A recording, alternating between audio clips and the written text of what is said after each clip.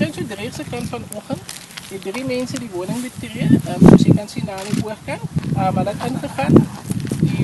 Die huismense, 2 persone wat die huis bewoon het, hulle nou wakker gemaak, eintlik soort van wakker geklap aangeraak.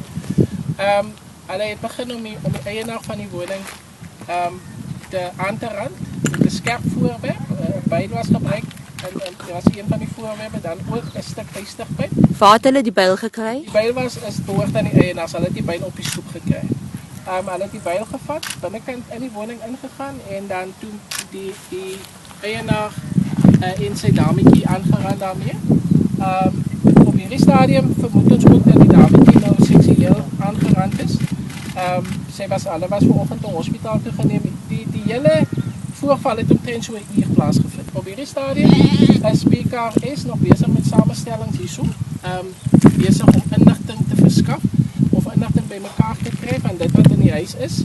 En dan gaan ons kyk of ons nie identifikasie deur middel van vingerafdrukke of daardie tipe van goed ook daar kan bekom. So ons is baie positief waarna toe die uitslag vir ons gaan lei. Was daar baie bloed op die toneel? Op hierdie stadium die woning self was baie bloed gewees.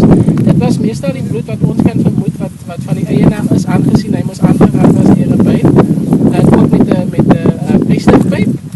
Ons vermoed die meeste van die bloed was van hom afkomstig gewees. Ons weet nou nie watter verdediging hy gesit het teen opsigte van die 3 persone wat hom aangerand het en dan ook die dametjie nie.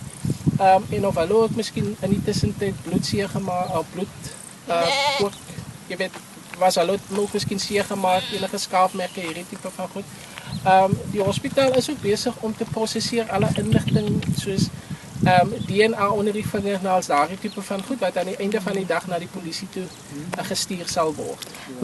Wat is die aard van die jongman se beserings? Op hierdie stadium weet ons nou nie wat die aard van sy beserings. As die laaste toe ons gepraat het saam met die hospitaal, was hy het hy gegaan vir 'n skandering om te bepaal die ernstigheid van die beserings wat hy opgedoen het. Dan het ons ook gehoor dat hy skedelbreek opgedoen het, baie ernstige skedelbreek van die skedel wat afgebreek het en so aan. So ons is baie skepties op hierdie stadium om te spekuleer wat die aard van sy beserings is. Maar ons wat ons vanoggend van gehoor het is dat dit redelik baie ernstig